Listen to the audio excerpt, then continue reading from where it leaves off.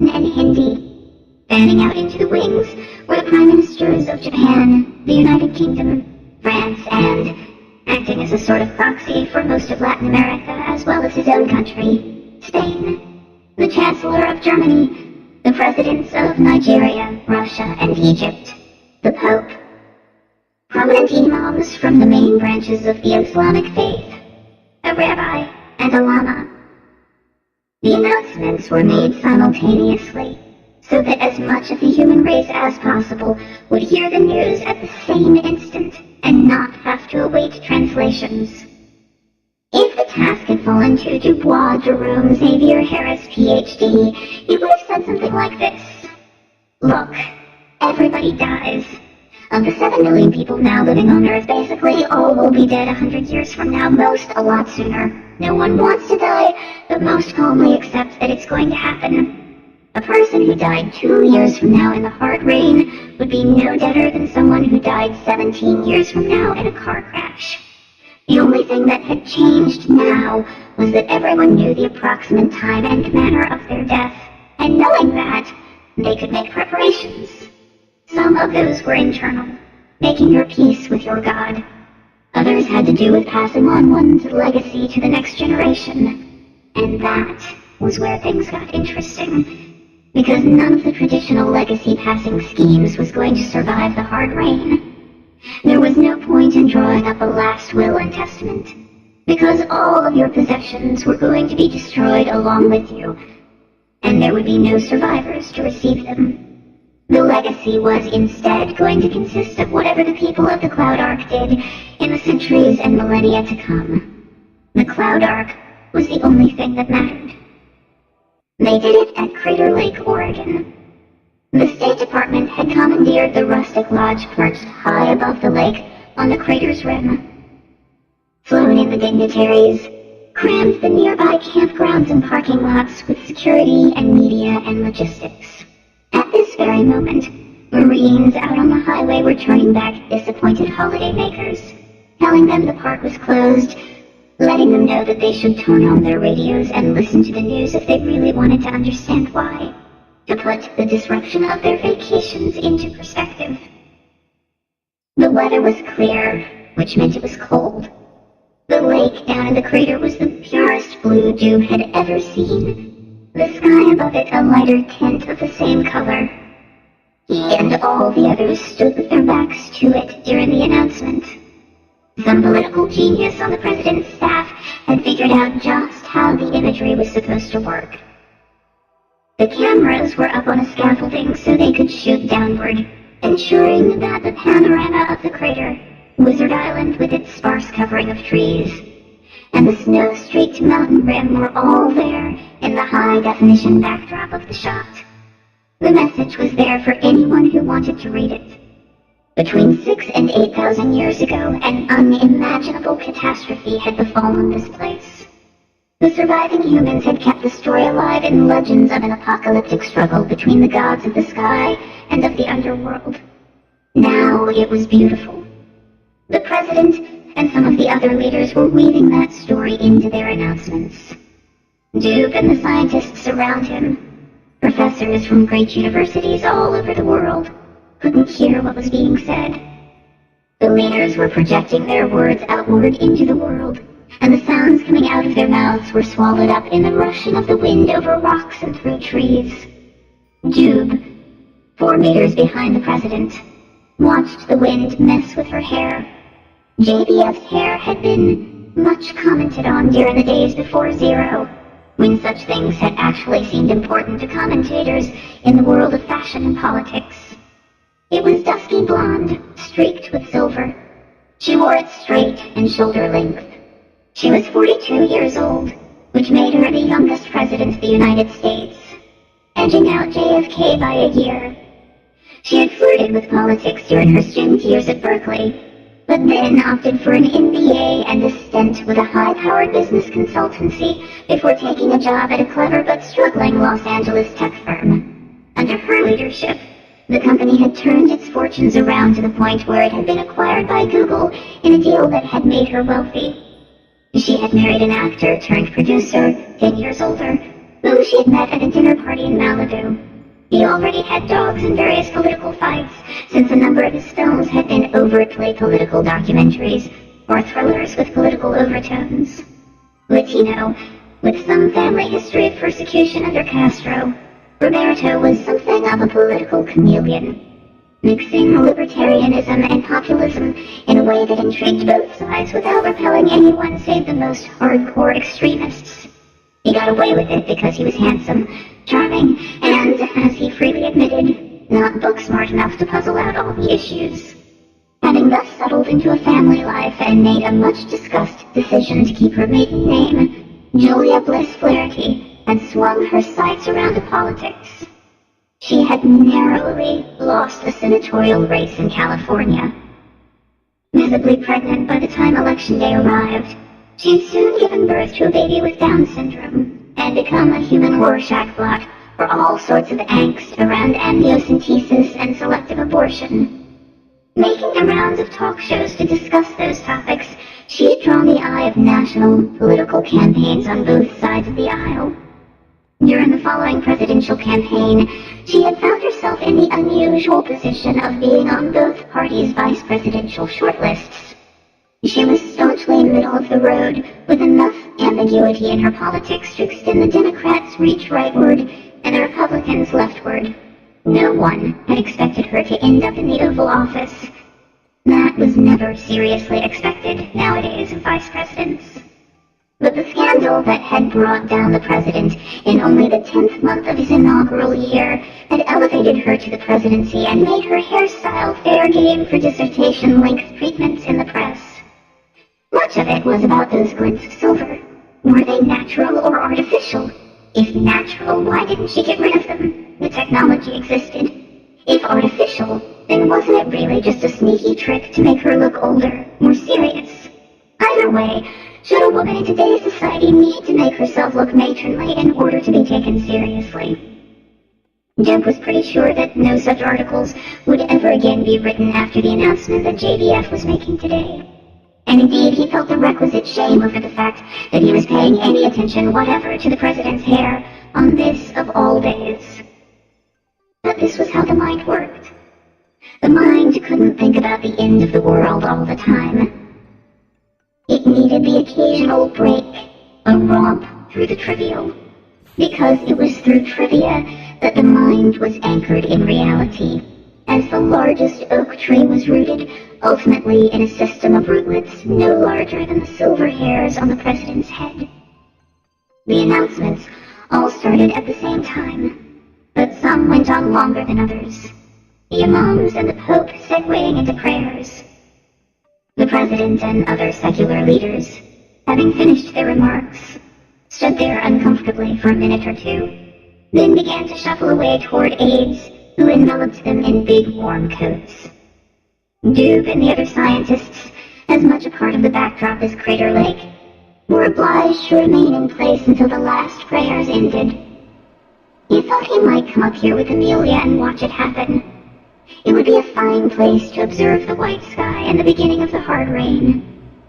During the announcement, he had seen a single bolide streak across the sky south of them.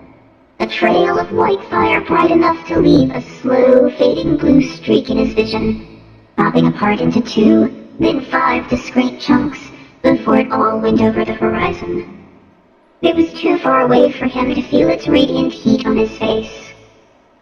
But people who had been closer to recent events reported that the warmth was palpable. It was also fleeting, since the bolides came and went at hypersonic velocities. But when the hard rain began in earnest, they'd be coming in thick and fast, their fiery trails crisscrossing the sky and then merging into a continuous sphere of broiling heat. Even those people who were fortunate enough, if that was the right word, not to get hit directly by a rock, would be driven beneath cover. It would have to be something like a sheet of metal that would reflect heat and not catch fire. That would buy them some time, but soon the air itself would become too hot to breathe. He had been wondering at what point during all of that he should just end his own life. It was 3 weeks and a day since the disintegration of the moon, and a mere 12 days since he had convinced himself that the hard rain was going to happen. He was astonished in a way that the world's leaders had responded so quickly, but they had been driven to it by the spread of rumors. The same calculations had been made by astronomers all over the world. They were accustomed to working in the open, sharing their ideas on email lists. Anyone who really wanted to know, and who had an internet connection, could have learned about the hard rain a week ago. The president and the other leaders, he reckoned, had been impelled to do this sooner rather than later so that they could focus openly on the development of the Cloud Ark, and also so that they could give the peoples of the world some agency, not to be confused with the agent that had torn up the moon. Agency, in the lingo of the sorts of people who had set up this announcement, meant giving people options, giving them some things that they could do to have an effect, imaginary or not. There was nothing they could do, of course, about the hard rain, and very few of them could contribute on a technical level to the Cloud Ark. There were only so many people qualified to go on spacewalks or assemble rocket engines, and those had already been mobilized.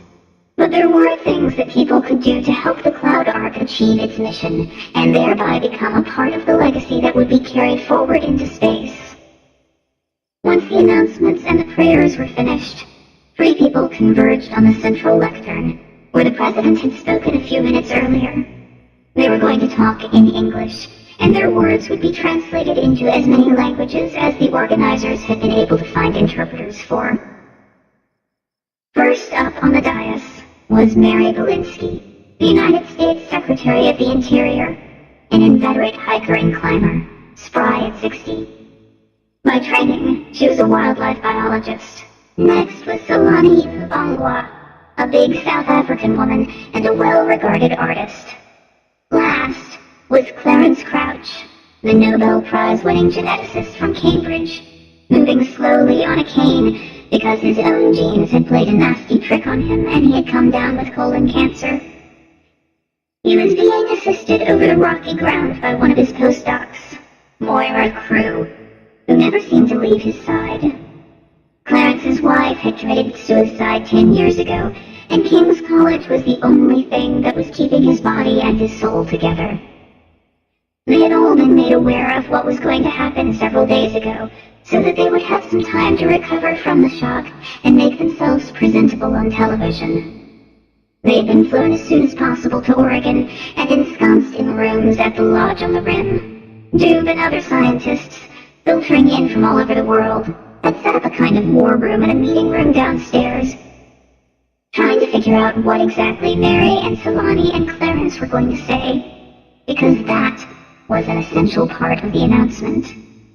No one was really expecting mass panic or chaos. There would be some of that, of course, but billions of people would want to know how they could be useful, and some answers needed to be provided for them.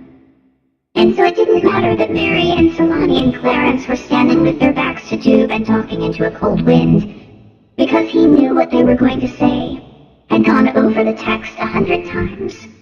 Mary's piece of it was to talk about how the Cloud Ark was going to preserve the genetic legacy of the Earth's ecosystems, largely in digital form. They couldn't send giraffes into space, or keep them alive once up there, but they could preserve samples of their tissue. Space was a pretty effective refrigerator. Better yet, the genetic sequences could be recorded by feeding samples into machines, taking the DNA strands apart one base pair at a time, and preserving them as strings of data that could easily be archived and replicated. Special machines would be sent up on the Cloud Ark, machines that could take those digital records and turn them back into functioning DNA, and embed them in living cells, so that giraffes and sequoias and whales could be reconstituted from raw elements at some point down the road, perhaps thousands of years in the future. How could ordinary people help? By collecting samples of living things in their environment, especially rare or unusual ones, and taking pictures and GPS readings with their smartphones, and sending them to certain addresses, postage free. In a way, Mary had the hardest job, because this part of the plan was utter BS and she had to know it. Biologists had long ago collected all the samples that mattered. All the flowers and raccoon skulls and bird feathers and sticks and snails that got mailed to those addresses by helpful kids would end up being destroyed. All the genetic sequencing machines were already operating full tilt around the clock, and the machines that made more of those machines were doing likewise. Nevertheless, she managed to sell it, or so Doob guessed from the set of her shoulders and the movements of her head as she spoke into the teleprompter. So Mani's job was to convince the people of the world that they could contribute to a literary, artistic, and spiritual legacy that would outlive them. All the world's books and websites were already being archived. What was wanted now was for people to write stories and poems, draw pictures, or simply aim cameras at themselves and shoot photos or videos that would one day be browsed by the distant descendants of the Cloud Ark pioneers. This was an easier thing to explain convincingly, since it was legitimate and simple. Archiving lots of digital files and sending them into space was straightforward. Clarence, the last up, had some explaining to do. Doob knew the text of his talk by heart. They had discussed various ways of saying this, but Clarence had gravitated toward the high church phrasings that came naturally to him. "The time has come for a great casting of lots," he announced. "The Lord has seen fit to populate the earth with people of many colors and kinds. A burden has now been laid on us, as it was once laid on Noah. Like him, we must populate our ark in a manner respectful of the diversity of life around us. Mary Bolinski has already spoken of how we will preserve the legacy of the world's plants, animals, and other life forms.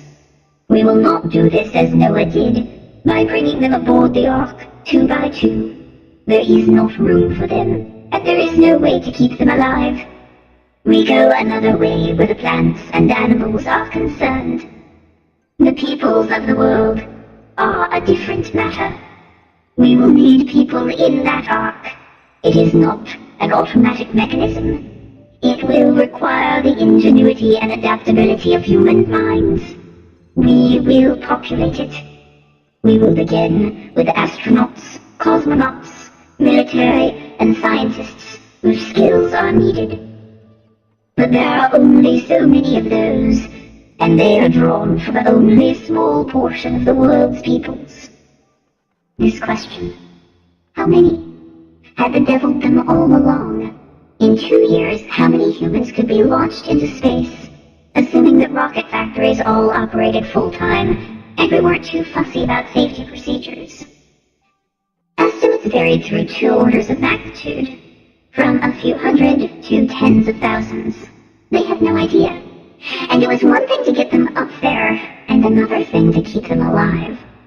The most solid estimates that Doob had seen were converging on a number somewhere between 500 and 1,000. But they had carefully scrubbed Clarence's speech of any specific numbers or even hints. We ask every village, town, city, and district to perform a casting of lots and to choose 2 young persons, a boy and a girl, as candidates for training and inclusion in the crew of the Cloud Ark. We do not seek to impose any rules or procedures upon how the selection is made. Our objective is to preserve, as best we can, the genetic and the cultural diversity of the human race. We trust that the candidates selected will exemplify the best features of the communities from which they were chosen. The statement was subtly self-contradictory. Clarence was saying that they were not going to impose any rules, but they had already done so by insisting that there had to be both a boy and a girl. They knew perfectly well that many cultures would have trouble with that.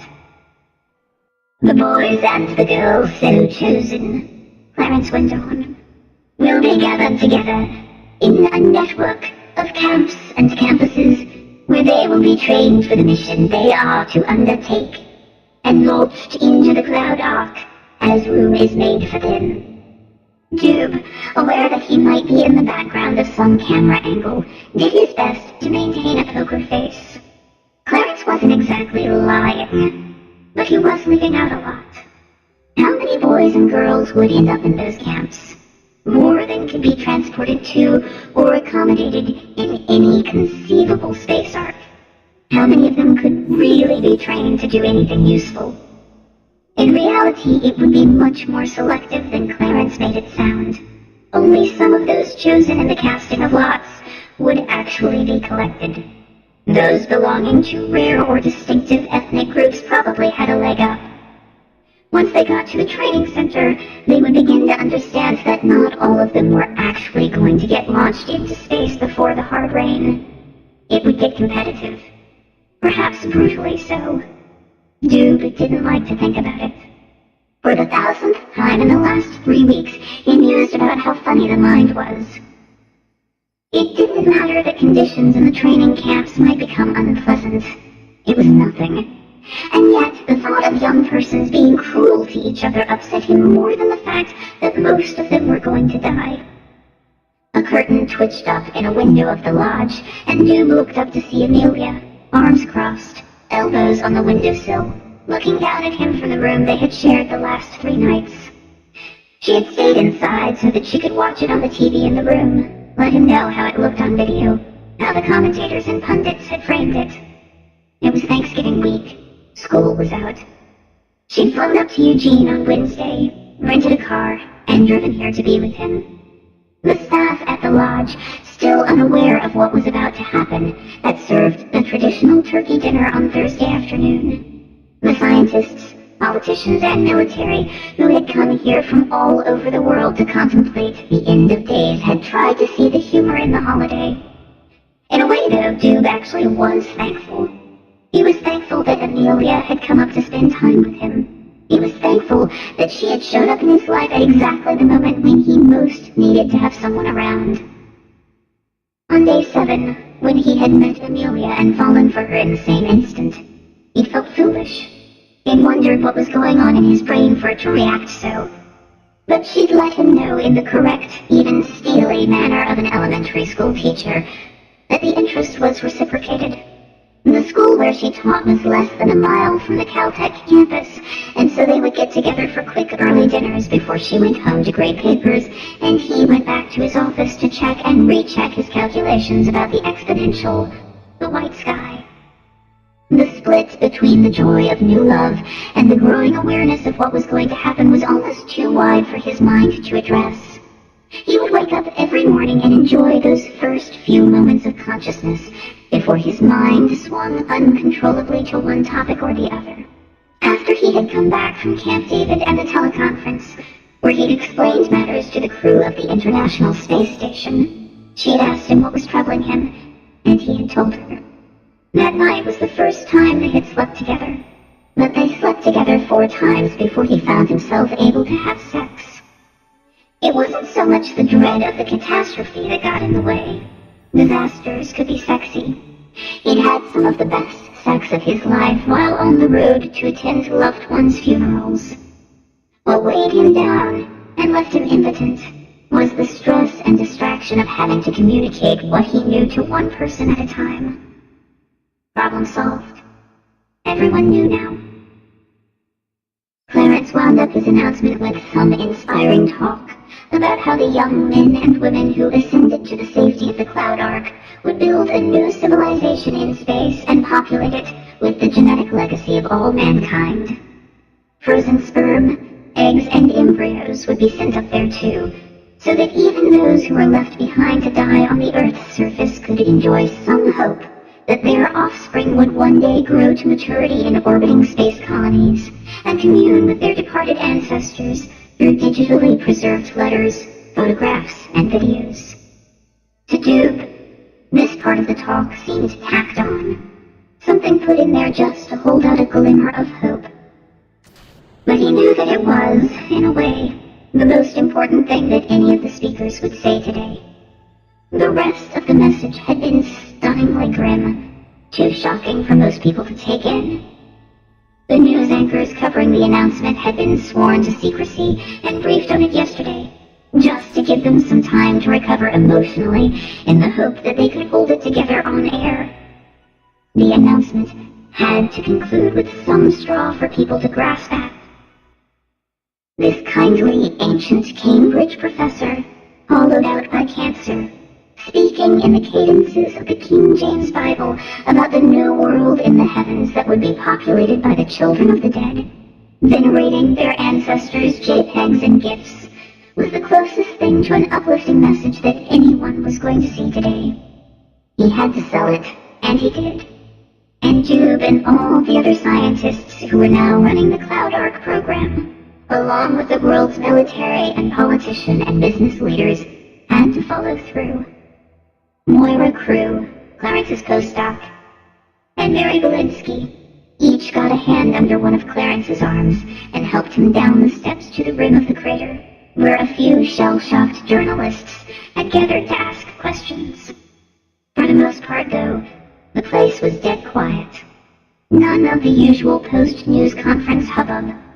Most of the networks had cut back directly to their headquarters.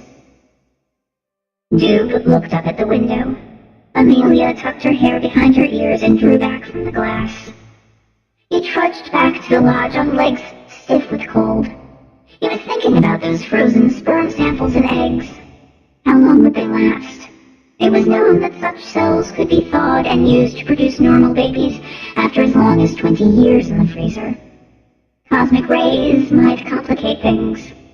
A single ray passing through a human body might damage a few cells, but bodies had a lot of spare cells. The same ray passing through a single-celled sperm or egg would destroy it. The bottom line was that every man now on Earth could ejaculate into a test tube. Every woman could go in for the much more complicated process of having her eggs harvested. Embryos could be gathered and put on ice by the millions. But none of it would make a bit of difference unless there were healthy young women willing to receive those donations into their own wombs and gestate them for 9 months. In time, the population would grow. A new generation of, to put it bluntly, functional uteruses would come online in 14 or 15 years, and a second generation would be available in 30. But by then, many of the frozen samples that the people of Earth were pinning their hopes on would be past their expiration dates. Most of the people on the Cloud Ark were going to have to be women. There were other reasons for it besides just making more babies. Research on the long-term effects of spaceflight suggested that women were less susceptible to radiation damage than men. They were smaller on average, requiring less space, less food, less air, and sociological studies pointed to the idea that they did better when crammed together in tight spaces for long periods of time. This was controversial as it got into fraught topics of nature versus nurture, and whether gender identity was a social construct or a genetic program. But if you bought into the idea that boys had been programmed by Darwinian selection to run around in the open chucking spears at wild animals, something that every parent who had ever raised a boy had to take seriously, then it was difficult to envision a lot of them spending their lives in tin cans. The system of camps where the young people chosen in the casting of lots would be taken for training and selection was going to be a roach motel for boys. Young men would go in, but they wouldn't come out, save for a few lucky exceptions. He had been drifting toward the lodge for a couple of minutes, nagged by the vague sense that there was something he ought to be doing. Talking to the media. Yes, that was it. Normally, camera crews would be homing in on him, and normally he would be trying to dodge them. But not today. Today he was willing to stand around and talk, to be Dr. Bois for the billions of people out there in TV land. But no one was coming after him. Anchors of many nations were gazing soulfully into their teleprompters, intoning prepared remarks. Journalists of lesser stature, tech bloggers and freelance pundits, were filing their reports. Jube noticed a familiar face. Tavistock Prowse, off in a corner of the parking lot. He had set up a tablet on a tripod, aimed its camera at himself, and clicked on a wireless mic, and was delivering some kind of a video blog entry, probably for the website of Touring Magazine, which had employed him lo these many years. Job had known him for 2 decades. He looked terrible. Tav had showed up this morning. He didn't have the credentials or the access to get the advance warning, so all of this was news to him. Job had pinged him a few times last night, on Twitter and Facebook, trying to give him a heads up so that his old friend wouldn't be wrong-footed by the announcement, but Tav hadn't responded. It didn't seem like a great moment to be doing an impromptu interview with Tav, and so Job pretended he had not seen him. He flashed his credentials at the Secret Service guys stationed at the lodge's entrance, but this was just to be polite. They knew who he was, and had already pulled the door open for him. He passed to the elevators and climbed the stairs to the room, just to get blood moving in his extremities. Amelia had left the door ajar. He hung up the Do Not Disturb placard, locked the door behind him, and collapsed into a chair. She was still at the window, leaning back, perched on its broad, rustic sill. This side of the lodge was facing away from the sun, but the light of the sky came in and illuminated her face, showing the beginnings of lines below her eyes and around her mouth. She was second-generation Honduran American, some kind of complicated African Indian Spanish melange. Big-eyed, wavy-haired, alert, bird-like, but with that essentially positive nature that any school teacher needed to have. It was a good trait in current circumstances. "Well, that's over," she said. "It must be a big load off of your mind." "I have 10 interviews in the next 2 days," he said, explaining the whys and the wherefores. "But you're right. That's easy compared to breaking the news." "It's just math," she said. "It's just math." "What about after that?" she asked. "You mean, after the next couple of days?" "Yeah. Then what?" "I hadn't really thought about it," he admitted. "But we have to keep gathering data, refining the forecast. The more we know about when the white sky is going to happen, the better we can plan the launch schedule and everything else." "The casting of lots," she said. "That too." "You're going, aren't you, Dubois?" She never called him by his nickname. "Beg pardon?" Irritation flashed over her face. Unusual, that. And then she focused on him, and she gradually became amused. "You don't know." "Don't know what, Amelia?" "Obviously, you're going." "Going where?" "To the Cloud Ark. They're going to need you. You're one of the few who can be useful up there, who can actually help its chances of survival. Be a leader."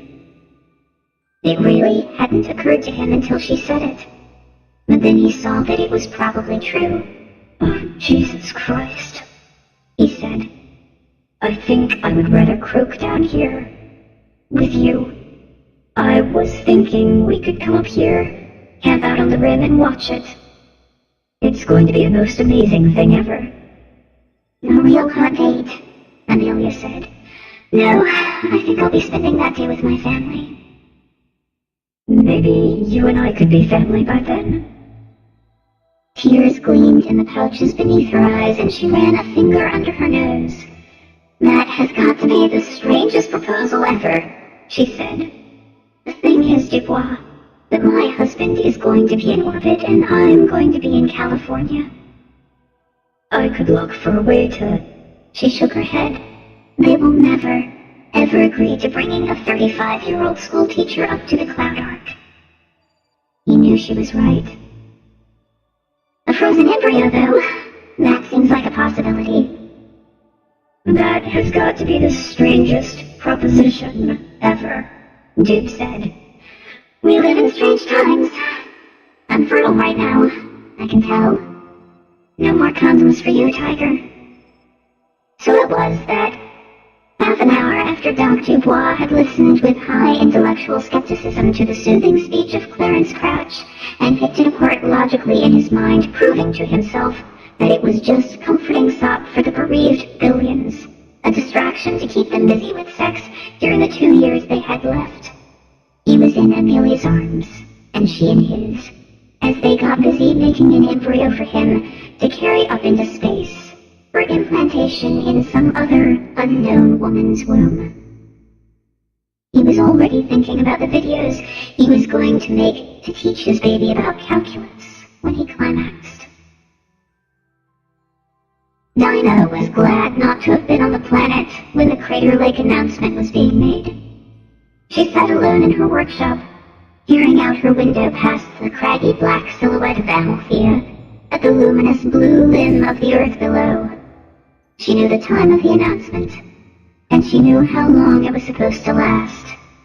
She chose not to watch the video feed. It hit her as strange that the earth itself did not change its appearance in any way. Down below, 7 billion people were hearing the worst news imaginable. They were going through a collective emotional trauma unknown in the history of the human race. Police and military were being deployed in public spaces to maintain order, whatever that meant. But Earth looked the same. Her radio started beeping. She looked down, blinked away tears, and saw Alaska, bent over the curve of the world far to the north. "We are proud that you are up there." She recognized her father's fist, his touch on the Morse key as easily as his smell or his voice. She returned, "I wish that I could see you again. And Beverly is sowing some flats of potatoes. We will be fine." She cried for a while. "QSL," he signaled, which was a Q code meaning in this case, "Are you still there?" She sent QSL back, meaning yes. She knew that the purpose of Q codes was to make communication more efficient, but she understood now that they could serve another purpose. They could enable you to eke out a few scraps of useful information when words were too difficult. "You better get to work, kiddo. And you should stop pounding that key and help Bev. Love you. QRT. QRT." "It's still magical to me that you can make sense of that." She turned around to discover Reese Aitken, poised in the hatchway that connected her shop to the Scrum, the Space Commercial Resources Utility Module, which was the large can-shaped object that connected Izzy's forward end to Amalthea. Along its sides, the Scrum sported several docking ports where other modules could be connected. Owing to various delays and budget cutbacks, only one of those ports was currently in use, and Reese was now hovering in it. Tucked under one of his arms was a bundle, wrapped in a blanket. She sniffled, suddenly aware that she was a mess. "How long have you been there?" "Not long." She turned her back on him, grabbed a towel, and dried her eyes and nose. Reese filled the time with some gentle patter. "I couldn't stand watching the announcement any longer, so I tried to make myself useful. Discovered something marvelous. Water runs downhill. All right. I already knew that, actually. There's a section of the torus, underneath the deck plates, where condensation tends to collect. It's been a maintenance issue, something we've been keeping an eye on. So, I brought you something," he concluded. She turned and looked at the bundle under his arm. "A dozen roses. Perhaps next week. Until then." And he held it out. She took it from him. Like everything else up here, it was, of course, weightless.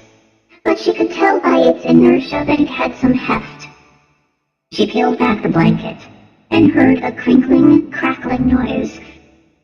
Then saw underneath it a layer of the metallicized mylar sheeting that they used all over Izzy as thermal shielding. The object beneath that was lumpy and irregular, and it was cold. She peeled away the mylar to reveal a slab of ice. It was oval and lens-shaped, a frozen puddle. "Perfect," she said. A few drops of water spun away from it, gleaming like diamonds in the shaft of sunlight spearing in through her little window. She captured them using the same towel she'd just used to dry her face, but not before pausing just a moment to admire their brilliance. like a galaxy of new stars. It said something about a cryptic message from Jean Probst. All of his messages are that way, she said, even after they've been decrypted. Jean Probst was her boss, the founder and chairman of Arjuna expeditions. Something about ice, anyway. Reese went on. Hang on, let's get this in the airlock before it melts anymore. Right. Reese pushed himself to the far end of the shop, where a round hatch, about half a meter in diameter, was set into the curved wall. I see green blinkies all about, so I'll just open this. Fine. He actuated a lever that released the latching mechanism, then pulled the hatch open to reveal a little space beyond. This was the airlock that Dinah used when she needed to bring one of her robots inside for maintenance, or send one back out onto Amalthea. Human-rated airlocks were big. They had to accommodate at least one person in a bulky spacesuit, and complicated and expensive, partly because of safety requirements, and partly because they were designed by government programs. This one, by contrast, had been prototyped in a few weeks by a small team at Arjuna expeditions, and was meant for smaller equipment. It was roughly the dimensions of a big garbage can. To save space on the inside, it protruded from the side of the module, jutting into space like a stubby, oversized fire hydrant. At its far end was a dome-shaped hatch that Dinah could open and close from inside her shop, using a mechanical linkage of push rods and levers straight out of the Jules Verne novel. At the moment, of course, that hatch was closed, and the airlock was full of air that had gone chilly, since the sun had not been shining on its outside until a few minutes ago. Dinah gave the chunk of ice a gentle push, and it glided across the shop to Reese. Up and under, he called, and caught it. What? Rugby, he explained, and slid the ice into the airlock. I've got a grab or something that can come round and fetch this. In a minute, she said. It'll keep in there for now. Right. He closed the inner door and dogged it shut. Then he turned back and looked at Dinah, and she looked at him, and they appraised each other for a few moments. So, water condenses and puddles at this one place in the torus, she said, which you can reach by pulling up a deck plate. Yes. And it freezes? Well, normally no. I may have helped it freeze by fiddling with certain environmental controls. Just trying to save energy. She was floating in the opposite end of the shop, near the hatch where it connected to the scrum. She looked through and verified that no one was around. Some of them, she knew, were in a meeting in the torus, and others were doing a spacewalk. Now, technically, she began.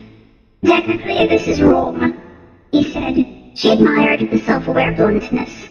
It is wrong because when you open the outer hatch and put that piece of ice out in space, where your robots can muck about on it, it is going to sublimate. Sublimation was essentially the same thing as evaporation, skipping the liquid phase. It just meant a process by which a solid exposed to vacuum gradually turned into vapor and disappeared. Ice tended to do this pretty quickly, unless it was kept extremely cold. So Izzy is going to lose water, Dinah said, which is a scarce and valuable resource. It'll never be missed. Reese said blithely, "This isn't the old days. Now that those people have made that announcement, rockets will be coming up here thick and fast. Still, what Sean wants me to do is an Arjuna Expeditions project. A commercial thing. A private thing. And that water is a shared Dinah. Yes, a snap out of a glove." A long silence followed, concluded by a big sigh from Dinah. Okay. Reese was right. Everything was different now. Now, what is it he wants? And how does ice enter into it? Her mild annoyance at his curiosity finally gave way. Maybe he could help. She turned her head toward the window and nodded at the familiar bulk of Amalthea, a few meters away. That been my career and my family's career, she said. Working with minerals, hard rock, metallic ore. All of the robots are optimized for crawling around on a big piece of iron. They use magnets to stick to it. Their tools use plasma arcs or abrasive wheels to work it. Now Sean's basically telling me to shelve all of that. The future is ice, he says. That's all he wants to hear about. All he wants me to work on. And there's lots of it on Earth, Reese pointed out, but you never think of it as a mineral. She nodded. It's an annoyance you have to clear out of the way. Your colleagues down on the ground, also working on the ice. Judging from email traffic, this is a company-wide directive, she said. They're buying ice by the truckload, dropping it on the floor of the lab, refrigerating the building. Fortunately, it's winter in Seattle. They only need to drop the temperature a few degrees. They're all buying long underwear at REI so that they can work in a refrigerator. What's it like working for Mr. Freeze? I was going to say the Penguin, Dinah said, but people in Seattle don't carry umbrellas. Nor do they wear top hats in my experience. No, it's definitely a Mr. Freeze scenario. Anyway, Dinah said, yesterday's shipment of vitamins contained a few of these. She opened a storage cubby next to her workstation and took out a bag made of the metallic gray plastic used to protect sensitive electronics from static electricity. Taped to it was a NASA business card. Nice to have friends in high places, Reese remarked. He had noticed the name on the card. Scott Sparky Spaulding, the NASA administrator. Dinah smiled. Or low, as the case may be. It was a weak joke. Reese didn't respond. Dinah felt her face get a little warm. Not so much because of the failed attempt at humor as out of a kind of political defensiveness. Scott told me a couple of weeks ago that he wouldn't ditch me out. That he had my back. What does that mean exactly? That the robot work would keep going. That I would have a job. I didn't believe him. But I guess he's been talking to Sean Probst. Because Sean FedExed these to Sparky a couple of days ago, and now they're here. She parted the bag's Ziploc closure, inserted her thumb and index finger, and pulled out a contraption about the size of a grain of rice. From a distance, it looked like a photovoltaic cell. Just a flake of silicon, but with a few tiny appendages. What are the dangly bits? Reese wanted to know. A locomotion system. Legs. This one happens to have legs. Others have things like little tank treads or rolling cylinders or slammers. Slammers. Is that a technical term? A mining thing. A way of moving heavy equipment around on the ground. I'll show you later. So, Reese said, it would appear that the agenda is to evaluate a number of different ways that robots could crawl around on ice without drifting off or getting lost. Yeah, apparently all of these work more or less on the ground in Seattle. I'm supposed to evaluate their performance in space. Well, Reese said, how fortunate for you then that I have my very own chunk of ice. Yeah, thanks for that. All the sweeter for being contraband, he asked, raising his eyebrows. The double meaning was clear enough. Not as romantic as a dozen roses, she countered. Still, he said, what is it that a man is trying to say with a dozen roses? Simply that he's thinking of you. Shortly after she'd arrived on Izzy, she had rigged up a curtain that she could draw across the opening of her shop's hatch. It wasn't much, just a blanket, but it shielded her visually when she wanted to take a nap in her shop, and it sent the message that she was not to be disturbed, at least without knocking first. She reached up now and drew the curtain across the hatchway. Then she turned back toward Reese, who looked very keen and very ready. How's your space sickness? She asked. You seem a little more, sprightly. Never better. All bodily fluids fully under control. I'll be the judge of that. The rush Martian invasion began a week later, with the spate of flights producing what NASA described as mixed results, and Roscosmos termed an acceptable fatality rate. Seen from a distance, EZ consisted almost entirely of solar panels. Structurally, these were to the space station as the wings of a bird were to its body, in the sense that their purpose was to have as much surface area as possible with minimal weight. Most of the mass, strength, and brains was in the body, a stack of can-shaped modules running up the middle between the wings, which was tiny by comparison. From many angles you couldn't even see it. The only parts of the stack big enough to be noticed from a distance were the add-ons from recent years. Amalthea at one end, and the torus at the other. The solar panels, as well as some other vaguely similar-looking structures whose function was to radiate waste heat into space, were held in place by the integrated truss assembly. The word truss, when used by structural engineers, just meant something that looked like a radio tower or a steel bridge. A network of struts joined into a lattice, giving maximum stiffness with minimum weight.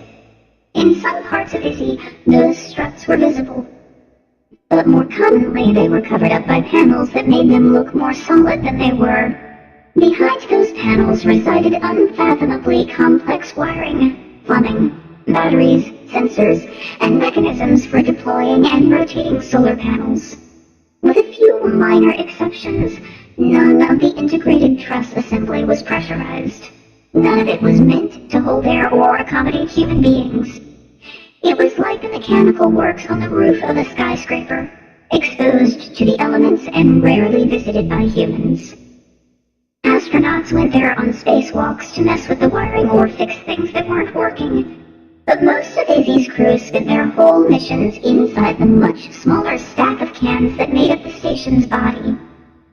That was going to have to change. Izzy herself could only expand so much. This was not a question of stacking on more cans or adding additional tori. Beyond a certain point, you simply couldn't jam more complexity into such a focused volume. Electrical power was needed to run just about everything. Whenever it was used, waste heat was generated.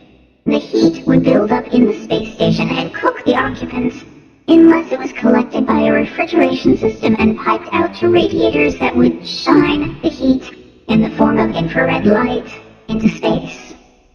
Jamming more people and systems into the central body of the space station would just require more solar panels, more batteries, more radiators, and more plumbing and wiring to connect them all.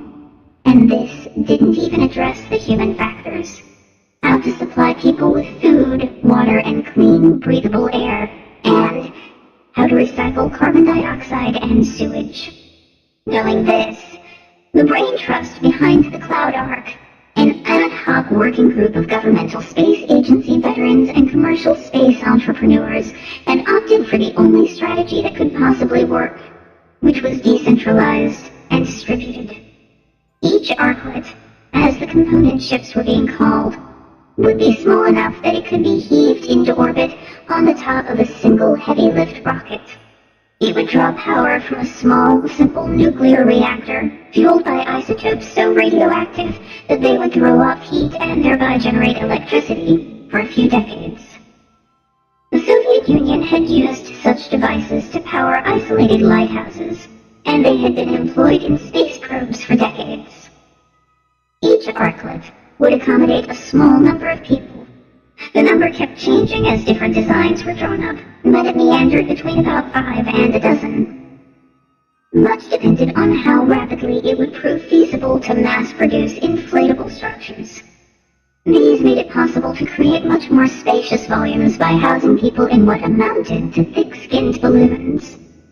But making balloons that could withstand atmospheric pressure indefinitely, while also standing up to solar radiation, thermal swings, and micrometeoroids, was no small project.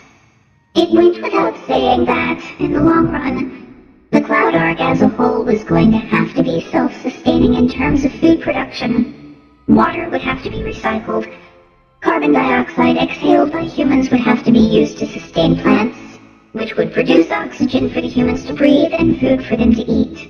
All of this had been the subject matter of science fiction stories and practical experiments for decades. Those experiments had produced mixed results that were now getting a lot of attention from people who understood such things a lot better than Dinah. But she gathered that she had better get used to a low-calorie vegetarian diet and occasional oxygen shortages.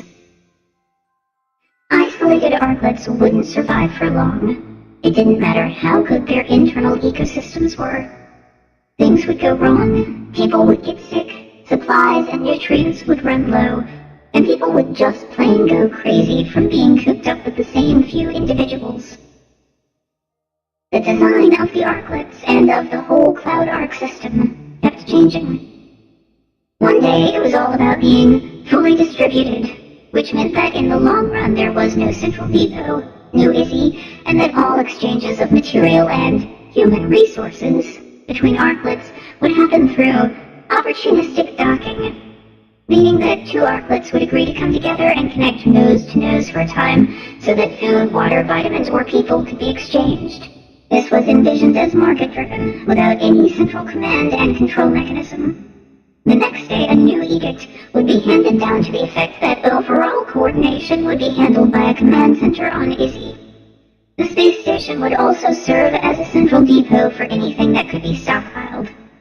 The Taurus, or Tori, since Reese was on track to construct a second one, would be available for rest and recreation.